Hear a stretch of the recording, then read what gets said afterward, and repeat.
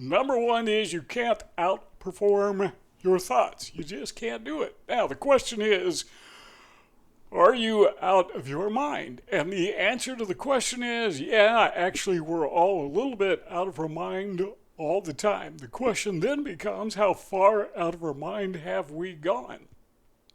So let's reframe the question this way. If you lost your mind, I mean totally, completely lost your brain, like your brain fell out of your head, the rest of your body is intact perfectly, but what would happen? Well, you just shut down, you'd die. Now, the reason I say that is just to emphasize how important your brain is, and your mind is, your brain is the home of your mind.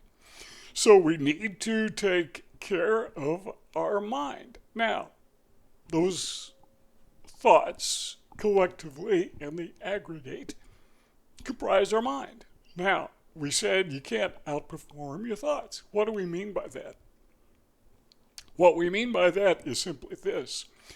If you say, I cannot do something, then you can never do more than you say that you cannot do. Some things I can't do. I can say I can do it when I can't do it, but that doesn't mean that I can do it. Are you following me on this? Because this is important. But let's say that I can run 10 miles. I can't, but let's say that I can. But in my mind, I tell myself, nah, you can't run 10 miles. And guess what? If I tell myself I can't, then I can't. Because I can't outperform my thoughts. We need to bring all these points together in just a moment.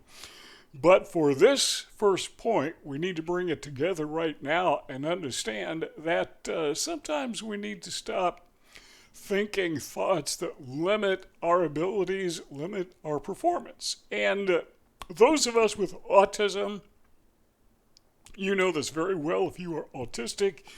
You have had thoughts implanted in your mind, both subliminally, purposefully, sometimes people just being inconsiderate.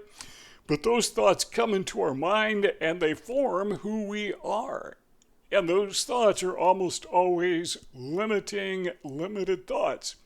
No, I'm not saying that people should tell us that we can do anything we put our mind to, or we can achieve anything the mind of man can, what is the saying, conceive and believe we can't achieve. That just simply isn't true. You can think of doing things, but you can't do them. All right, now, with all of that under our belt, let's keep in mind that we can't outperform our thoughts. So if your thoughts are limited, that is the limit of your performance every time. Expand your thoughts. Does that mean you can do everything you think of? Of course not. But once we get a handle on this first principle, that we need to expand our thoughts to encompass our abilities, that's when we start to move forward. Number two is this, above everything else. We need to make sure that we protect our mind. And again, our thoughts collectively in the aggregate constitute what we call our mind. Why? Because, as we said earlier, everything we do flows from our mind. I mean, everything we do consciously, unconsciously, voluntarily, involuntarily. If your mind shuts down, your heart shuts down, your lungs shut down, everything shuts down. If your mind shuts down, you have no more thoughts, you can't do anything, you can't walk, you can't look, you can't see, you can't hear, you can't taste, you can't do anything. So above everything, we need to guard or take care or maintain our thoughts, our mind. Because, okay, I think it's starting to become obvious, right? Do I have to say because? Yeah, let me say it one more time. Because without our thoughts, we cannot achieve or move ahead, period. And this applies so importantly to people with autism because we are so mind restricted.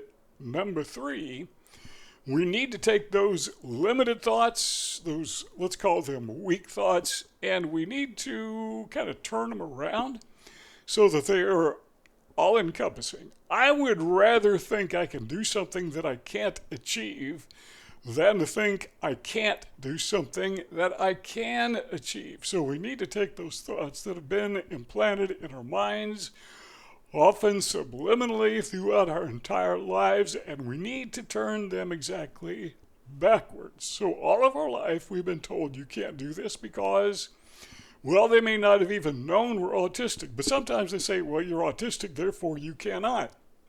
How many times have you heard somebody come up and say, you know, you're autistic, therefore you can? That's not the way people think in the hive mind. It doesn't matter what you are. They always say you can't do it because you are. You know, I like to give the illustration that I've used a couple times before of the neighbor lady who said that the plumber came and ripped her off, you know, took advantage of her because she was a woman. She was an older lady. And the thought came to my mind that I had used that same plumber a few days earlier and he ripped me off. So what she was doing is she was blaming herself for his faults. So that's what we do.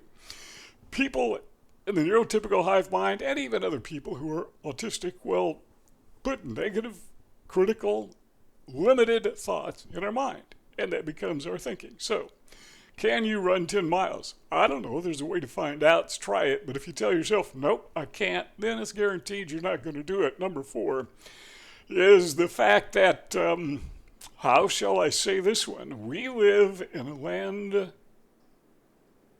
that is adjacent to a land of giants. Okay, I'm making this up.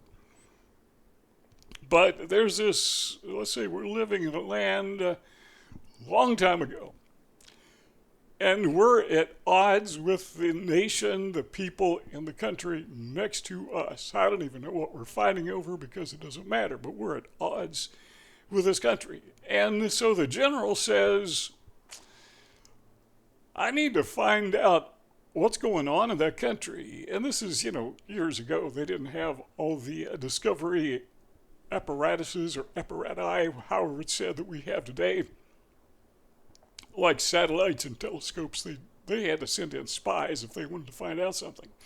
So the general selected 10 spies, and he said, I want you to go into this land, and the foreign land, and you're going to have to act like you're a native, dress like a native, maybe look like a traveler, whatever, but I just want you to scope out the land and see what's going on over there so we can find out what we're up against. And so these 10 spies go into the land, and they spend some time there, and they come back, and they report to the general.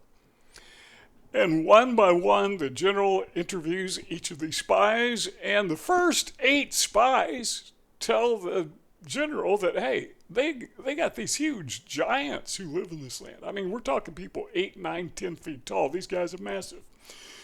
I mean, they are broad-shouldered, got these huge muscles. They can lift, I don't know, tons. They didn't say that, but they can lift a lot of weight. I mean, we can't do battle with these people. They can throw a spear that we could not even begin to lift. You know, they can shoot arrows from bows that we couldn't even begin to pick up. They will just massacre us, so we can't go against them. But then he got down to spy number 9 and spy number 10. And guess what? They had a different story. They said, well, you know, yeah, they got giants over there, but we found their water supply. And if we could poison their water supply, those giants, what are they going to do? They're going to go thirsty. And we found out where their food crops are, which is kind of obvious. They're farmers, you know. And we could go in at night when they don't see us, and we could, you know, lay down some kind of a poison that would destroy their crops. So they would be starving to death. They wouldn't have any water. And I don't care how big they are. If you don't have food and water, we can wipe these people out. And what's more, we noticed that there are some key roads that lead in and out of the main city. And I think we can take down some of those bridges because, you know, they didn't have explosives back then. But they say, you know, I think we can maybe burn them down or somehow destroy them. And we know where their weaponry is. Maybe we could set their arsenal on fire. They had all these ideas about the weaknesses in the land of giants. Now, here's the key to this story. Most people see the challenges. They see the problems. Some people not very many, maybe 20%, see the solutions. And that's true of people with autism. Because we have been taught our whole life, and some of it's not a matter of teaching, it's just human nature, that we see what we can't do. Limits our thoughts. So the question is, what are you going to do about the land of giants? Are you going to see the weaknesses, or are you going to see their strengths? If you see their strengths, then you're going to see your weaknesses by comparison. But if you see their weaknesses, then you're going to see your strengths by comparison. So what do you say? What are your strengths? Well, those are the weaknesses of the other. What are your weaknesses? Well, those are the strengths of the other. Which one outweighs which? So what I'm saying is, we need to balance our thinking. We need to be realistic, and we can't be overwhelmed with all these thoughts and say, well, I'm autistic, so I am so limited. Well, yeah, you get limits. I mean, let's face it, those are some giants over there, and you can't compete with a giant one-on-one, so you got to think around it. What are we talking about? We're talking about we can't outperform our thoughts, therefore we have to expand our thoughts to the limits of our performance, maybe a little bit beyond. Number 5 is this. What that means is that we have to go against the hive mind. That is the neurotypical hive mind. That is the place where neurotypical people live and think. Now notice the word mind in the word hive mind. That's why we call it a hive mind, because that's the way the hive thinks. They have this pattern of thought that they can't escape that. That's just the way they think. And what happens is we discover that in the hive mind, they have these, what we could call bad thoughts, critical thoughts, negative thoughts, can't do thoughts. It's just innate. It's natural to everybody. That's the way they think. And those thoughts are contagious. So what happens is when you hear the bad news, you think bad news. Okay, let's say, I don't know. Let's say there is a contagion circulating and there's a virus, and somebody starts the rumor that we're running out of toilet paper. What's going to happen? There's going to be a rush on the grocery stores, and people are going to buy toilet paper by the cartloads, by the carloads. And it's a self-predicting prophecy, even though there is no shortage of toilet paper. It's just how people think. I mean, me too. I got to live to be 100 years old. I got to use up all the toilet paper I've got in store. Those are the ways, those are the thoughts that we think. When somebody starts something that is critical, negative, hurtful, we want to protect ourselves. And I guess we should. Nothing wrong with that. But we got to keep in mind a lot of the times the way they think in the hive mind flat out lies. So they will. And they don't even know it. They think it's real. And sometimes it becomes real, like the toilet paper shortage. And so we are listening to the thoughts that are emanating from the hive mind. We are adapting those thoughts, adopting those thoughts, and we become adapted. Are you listening? This is important. We become adapted to negative, critical thinking.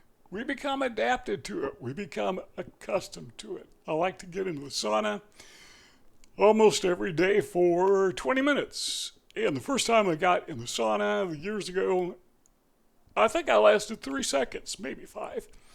And I stepped in the sauna and I said, man, this feels good. Okay, I'm done. And I was out of there because, man, that was hot. 200 degrees Fahrenheit, you kidding me? Well, here I am some years later, 20 minutes in the sauna, feels pretty good. What's happened is I'm heat adapted. Nothing wrong with that. That's a good thing. But sometimes we become critical thinking adapted or negative thinking adapted. We have heard it and been in the middle of it so long, so often, we become accustomed to it. Our way of thinking becomes accustomed to it, like being heat adapted. We are critical thinking adapted. All right, so what do? So now we have this hive mind mindset. And that causes us to fear. We're afraid of running out of toilet paper. We're afraid of being vulnerable. We want to be friends. We want to be intimate with somebody. But then again, that means we have to be vulnerable. So we have this conflict. We're thinking, I want to be independent. I want to be self-supporting, but I also want to have security. So I've got this conflict. I've got fears versus I got to get over my fears if I'm going to accomplish anything. Now, having said that, I got to say this because this is extremely important. That conflict is really something that is very useful. Very useful. That thinking, that way of cognition, where we have a fear versus something else, motivates us to do the right thing. For example, if we had no fear, we had no worries of any kind whatsoever, what would we do? We'd do some things pretty stupid, right? And when I was a teenager, I did some things that were pretty stupid. I can't believe I drove 100 miles an hour in my old Chevy down the interstate. You know, I had no fear. I was indestructible. That made me make bad decisions. I didn't fear the traffic cops because I thought I was invisible. So I was indestructible and I was invisible. I should have been afraid. I should have been afraid of crashing. I should have been afraid of getting a traffic ticket, of having my license suspended, but I didn't have that fear. So those fears are important because that is where we make critically important decisions. So I've got to make a decision. Am I going to have ice cream for supper? Or am I going to have something that is more healthy for supper? Ice cream tastes good. I got some in the refrigerator. Can't let it go to waste, right? But then this fear comes to mind. And the fear is if I eat the ice cream, I'm going to gain weight. And I've lost weight, don't want to gain it back. It's going to raise my sugar level. I'm going to be very tense, anxious. What do you call it? Jumpy? I don't know what the word is. And so I have this fear, and the fear tells me to do the right thing. So don't discount fears, but we need to conquer our fears with our thoughts. Let the fear stay there because it needs to be there. We're not saying get rid of it, but we need to have a thought as people with autism that accompanies the fear because the fear serves a purpose. Conflicts, those conflicts create solutions. And if we don't have those conflicts, we're not going to have the solutions. So all those conflicts that come into our mind that we talked about before, like intimacy versus vulnerability, independence versus security, we need to frame those as conflicts that we think about. Engage our brain. What I eat today, I wear tomorrow.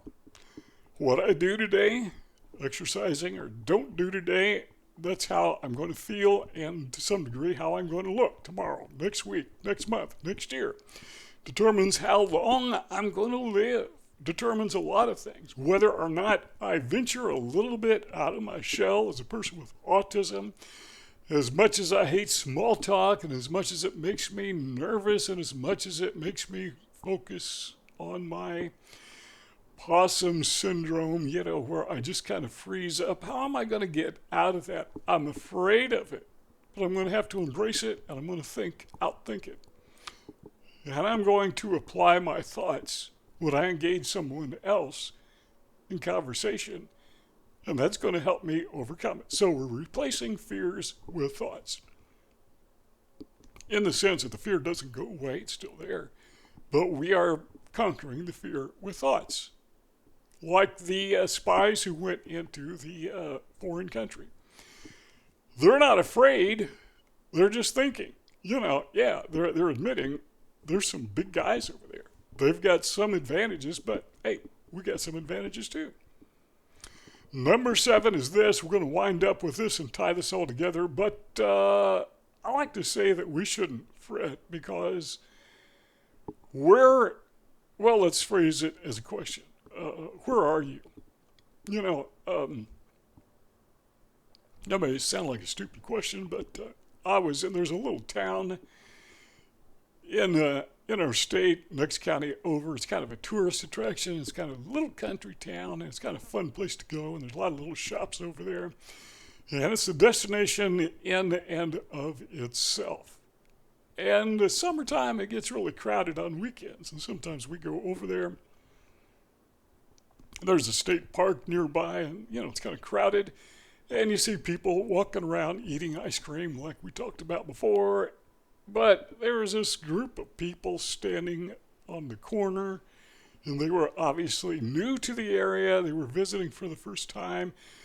And there was one woman, kind of a middle-aged woman, and she was kind of looking around like she was confused, and she said, where am I?